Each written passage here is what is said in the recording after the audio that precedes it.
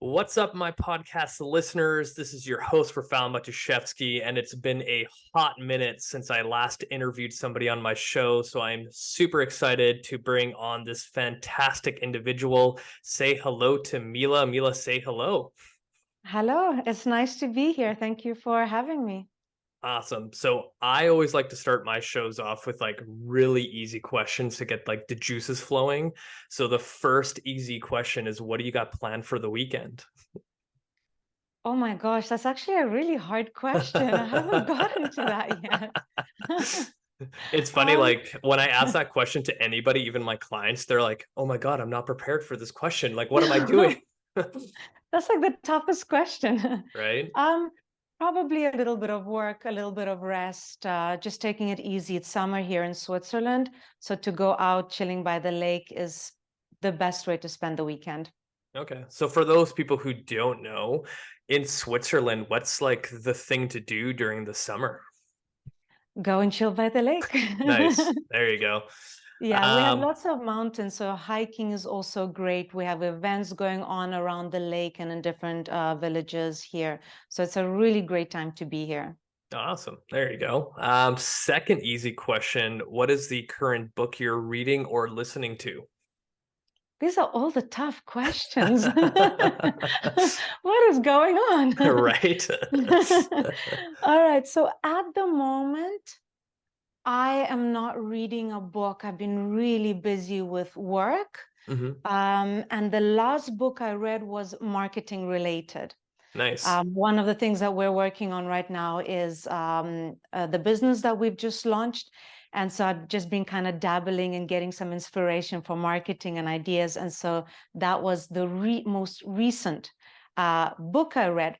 However, I do listen to podcasts. And one of my favorites, it's not really reading, it's listening, is the Andrew Huberman podcasts. Mhm. And he talks all things about training, longevity, health, and I really enjoy those. Nice. Yeah, I find that a lot more people are listening to podcasts or audiobooks, and I feel so Yeah. old school because, like, I don't know, I love holding on to something and like actually reading it.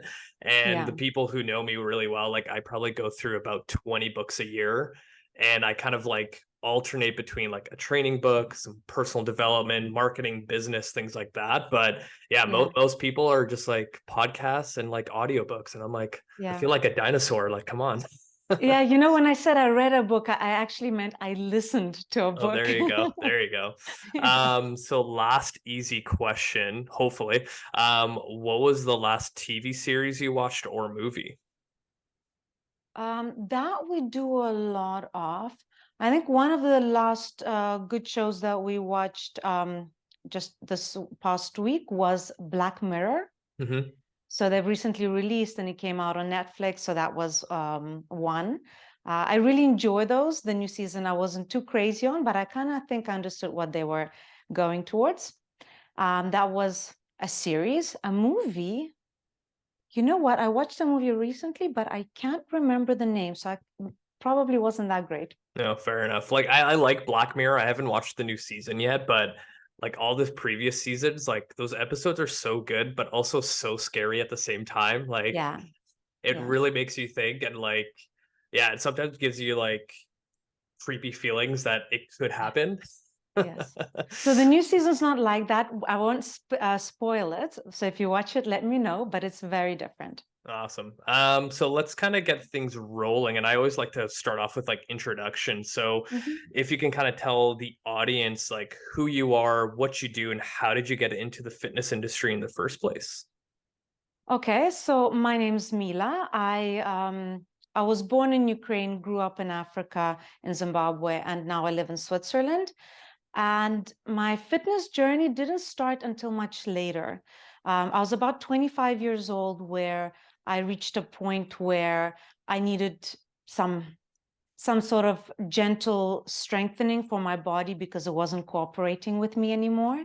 And that's when I actually discovered Pilates. And I dived into that and I fell in love with the method and decided to basically quit my corporate job and do a training to become a Pilates instructor, which I did. And that was where things started. And over the years, it has grown into, FRC, LDOA, and a few other things. So yeah, that's, I guess, the brief introduction.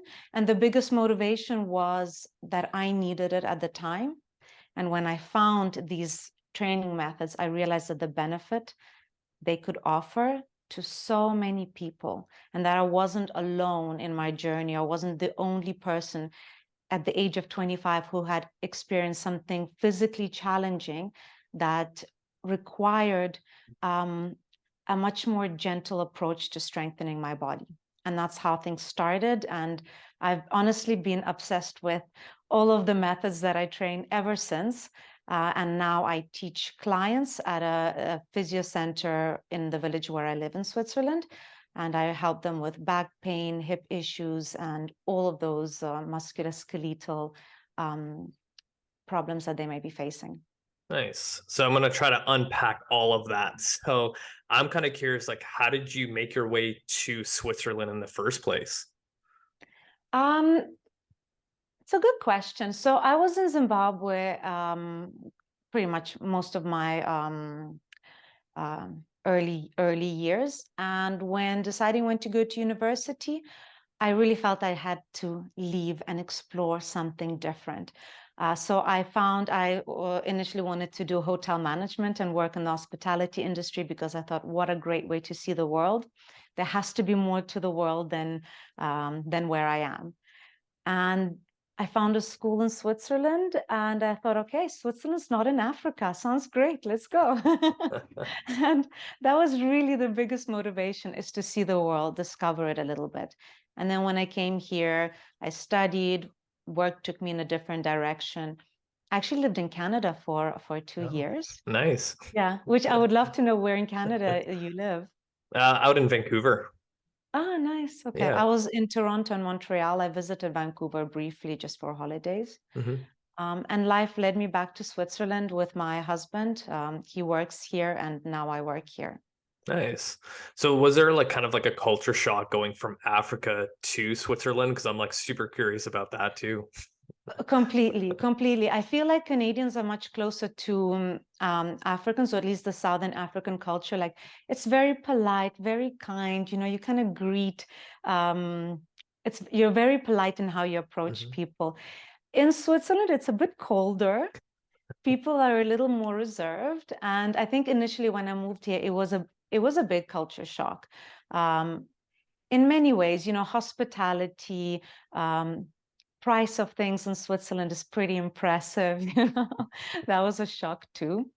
Um, yeah, I think it really is a very big difference from Zimbabwe, but it comes with a lot of perks as well. So, you know, you live in a country where things work. I always think of it as like, you know, have you seen the Bee movie, the cartoon? Yep.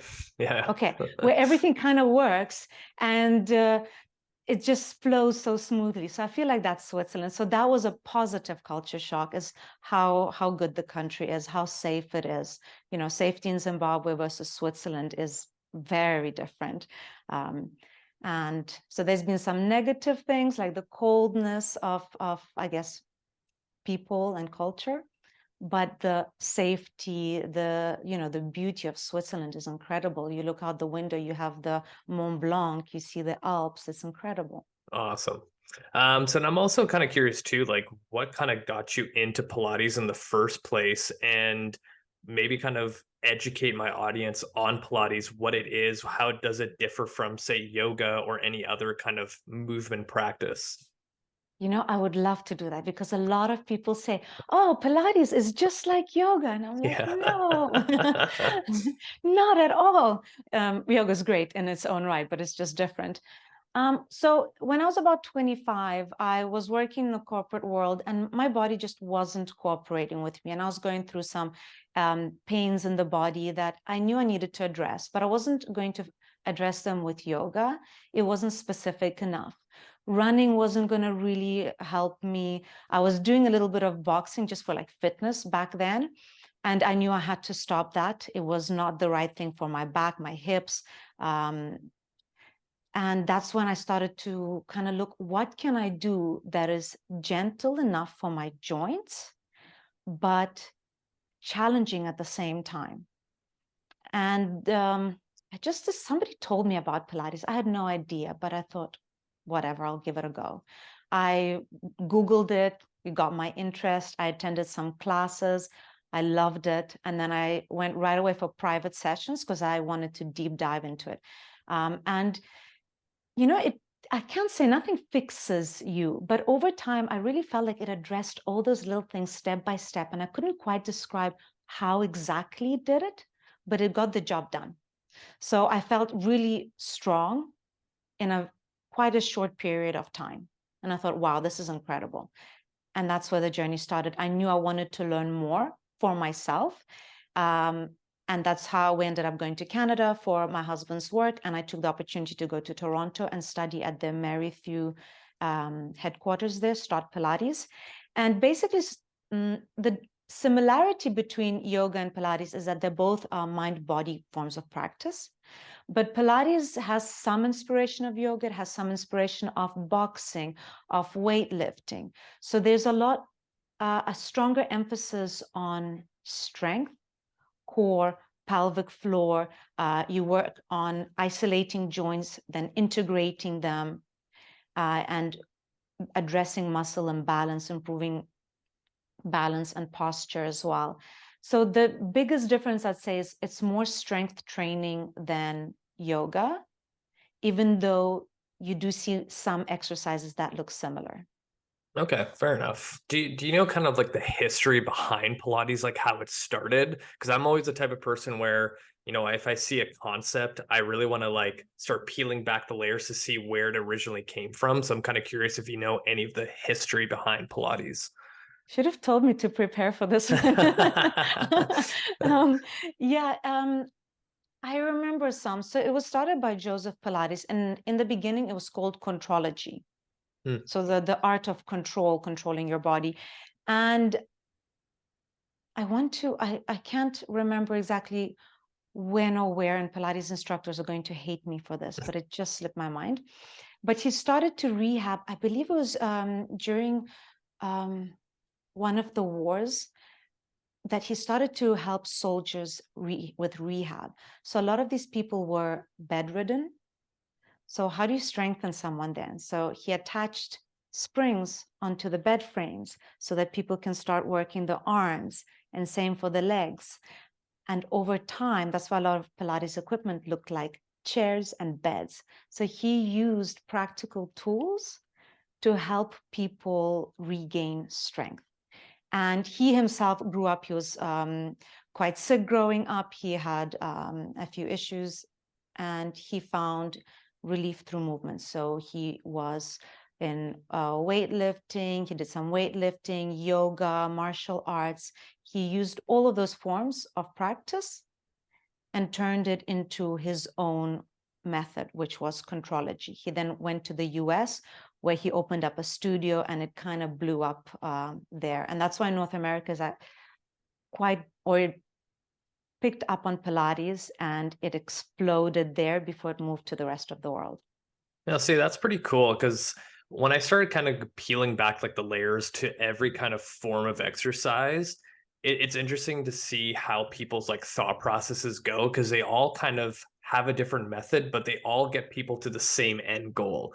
So, like, when I see trainers in the fitness industry saying like this way or no way, and I'm like, come on, you're kind of missing the point. Like, and every person's different than the person on the left or on the right of you, and everyone has different needs. So I think as trainers it's almost like you have to kind of explore everything and maybe pick the parts that work better for this person or better for that person rather than being like this all the time. Absolutely, because sometimes you have to think outside the box, right? We can all be very rigid with rules, but then when we start applying them and we realize that rules don't work, it's not so simple. And I think, at least in Joseph Pilates' way, he saw that what he had these elements or these lessons that he learned through his other forms of training. And then he took what he knew and he put it together because he had to break a few rules to create his own. Yeah. And I Eh, love that, because I think a lot of these things also come from personal experience. So, when somebody suffers pain, they go and explore more because they say there has to be more. It has to make more sense. And I love that, because people start to dig further. And that's when people start to discover new things and start breaking these, conceptions of right and wrong, to then what's good for this body, what's not good for this body, and how do we adapt from there. So now I'm kind of curious. So when you took your FRC, how much of that stuff kind of overlapped with Pilates or the other way around? Like, did you find any similarities or what did you kind of find from that? FRC was mind blowing for me. It was such a crazy amount of knowledge, because I did it online during COVID. I don't know Mhm. how you've done it. And they provided a lot of material online, and I was so overwhelmed. And I found, not overwhelmed in a nice way, like I was like, wow, this is so incredible.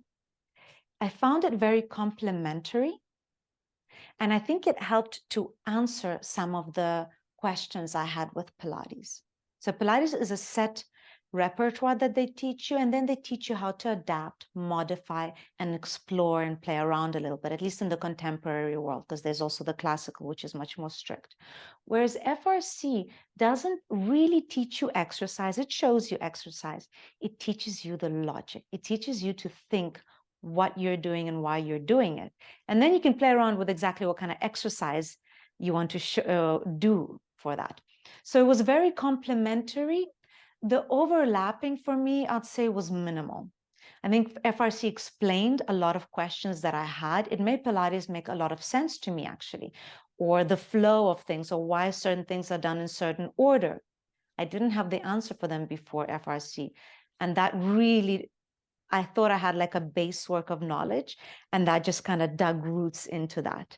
And I think right now, even though I call myself a Pilates instructor a lot, many of my clients know the core or the concepts of movement that we explore really come from my FRC knowledge. Yeah, it's interesting. Like people like Dr. Andro Spina, like I've seen other instructors like him where they provide all this great knowledge, but they don't give you like step-by-step processes. Here's a list of exercises to do. It's more like here's the information and now run with it. Yeah. And it's like I love following like the Kinstretch Instagram page because you see all these instructors around the world taking those concepts and getting so creative and you're like, holy Yeah. crap, like you guys are amazing. Because like Yeah. I took my FRC in 2018, I think. Mm. And when COVID shut down the world, I started teaching Kinstretch online 5 days a week. And I was like, oh, people are going to get bored doing like the cars routine that you like learn in the course. So I had to almost like put on my creative goggles and figure out different variations. And that kind of opened up a lot of doors. And I really liked FRC, Kinstretch, and all their courses because they give you the platform to be creative. And I think that's what we kind of need in our fitness industry because, Yeah. you know, if you go to any major big box gym, it's like, here's the squat, here's the deadlift, here's the bench press. That's all Mhm. that's there is. And I'm like, no, there's Mm. so much more. Yeah, I think, there's a lot of value in people who do that. So with FRC, I really found the training to be such a great value for money and time, because you learn so much. And you see a lot of FRC people agree on one thing, is that it's not black and white, Mhm. because they have the in-depth knowledge. Whereas a lot of training, or a lot of like fitness training or courses that, took I don't know, a weekend where people just learned a set repertoire and that's what they do.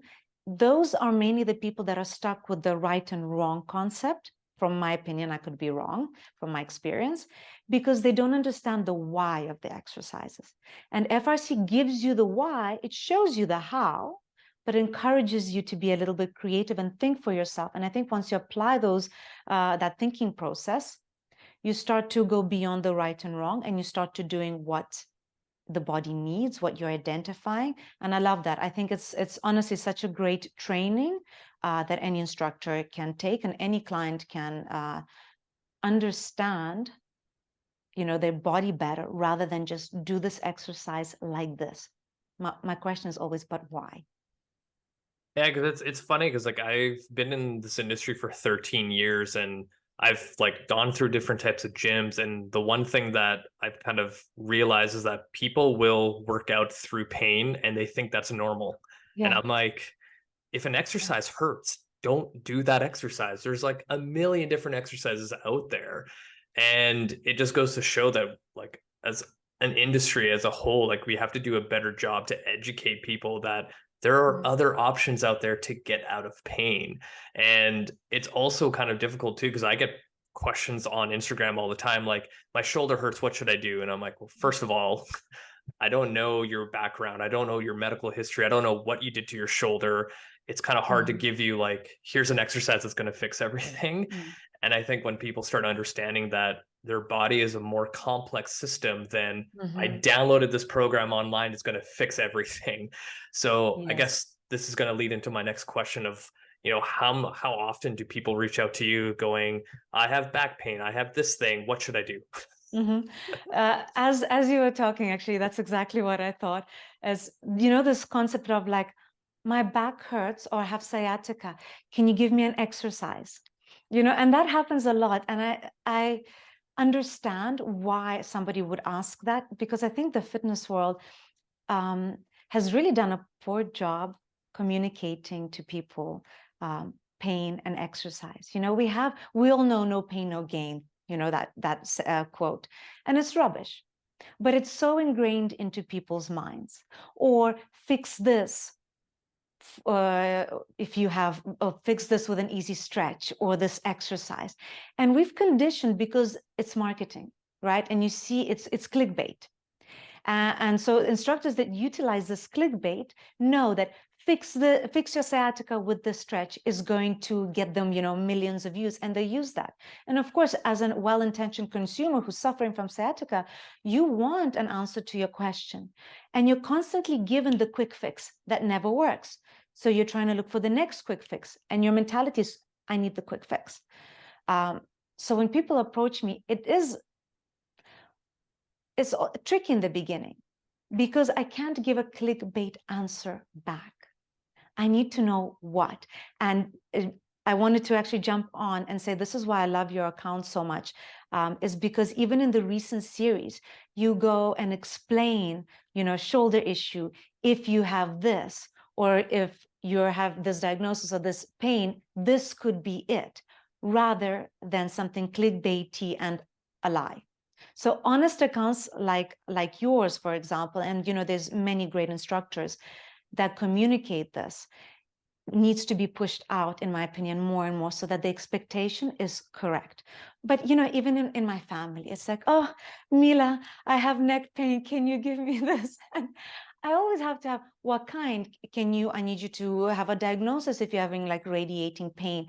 It's irresponsible for an instructor to be, try this, oh, you have this, do this, because you're talking about somebody's well-being, about their health, about their body, like their vessel in which they walk and run and play with their kids. You can't be so irresponsible. So my answers are usually much longer, and I know that I lose some people's attention because I'm not willing to give a quick fix. I don't believe in those.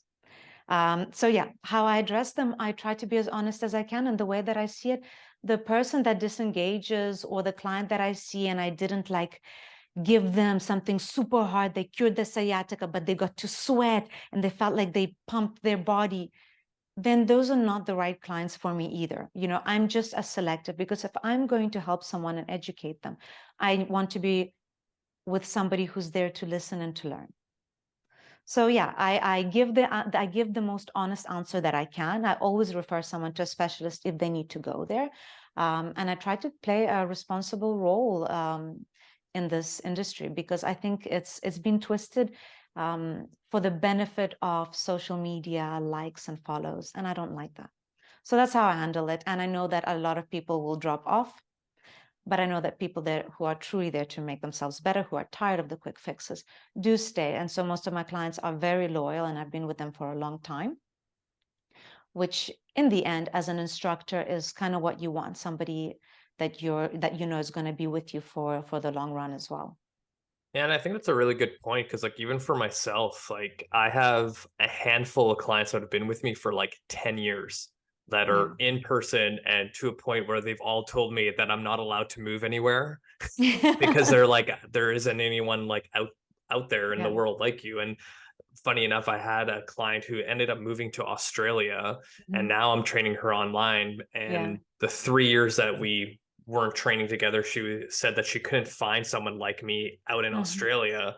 And it just kind of goes to show, like, once you kind of find your tribe of people, they will stick Yes. with you forever. And like, I mentor coaches all the time, and I always tell them, like, once you kind of find your like little niche, like, the most important thing is to be able to connect with another individual. And the Mhm. moment you can connect to that person beyond the training, they're going to stick with you forever. So then you don't have to constantly worry about, like, oh, I need to like get 10 new clients this month. I need to get 20 clients by the end of the year. And then you're always worried about money, and you're just Yeah. discrediting like your own service. But Yeah. I guess the next question I kind of wanted to ask you was, like, do you train people in person still, online? Like, how do you kind of structure your career Mhm. that way?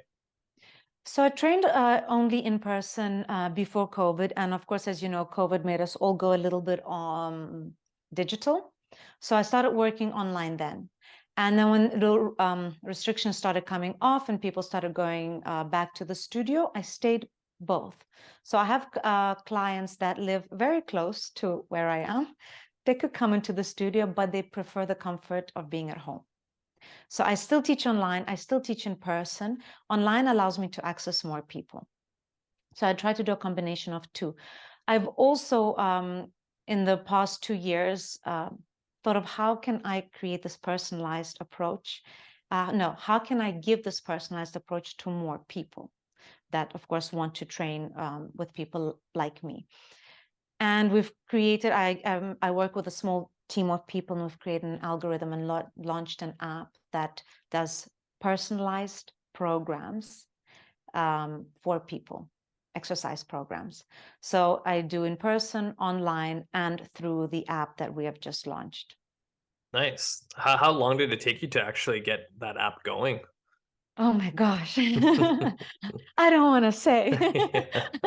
Longer than what I would have hoped for. Um, about 2 years, because like I said, we have quite it was a little bit tricky with the algorithm because we wanted to get it right. I don't believe in quantity work. I don't believe in doing something half effort. If you're going to do something, do it properly.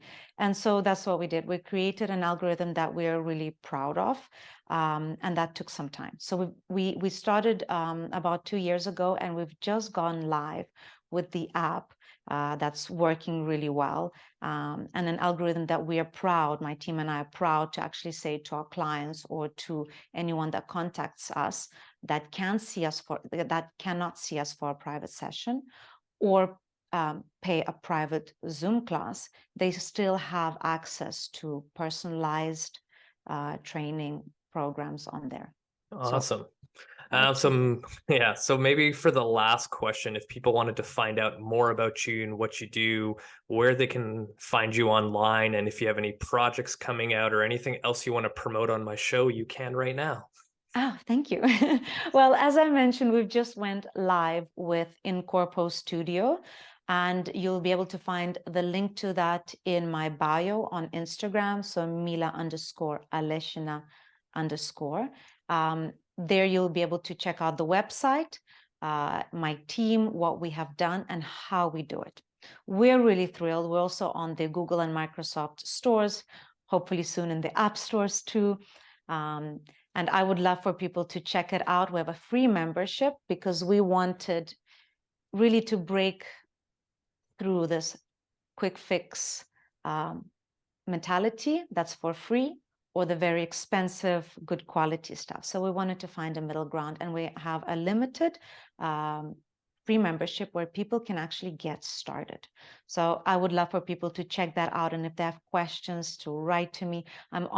I'm constantly in communications with my followers and clients in my DMs on Instagram. I'm always there, and it's always me. I don't have anybody else managing that page. So on my Instagram page is the best place to reach out and contact me, and I would love for people to do that. Awesome. So thank you so much for your time. You were amazing. Thank you very much. I really enjoyed. I actually don't feel nervous like I did in the beginning, so I appreciate that. Thank you.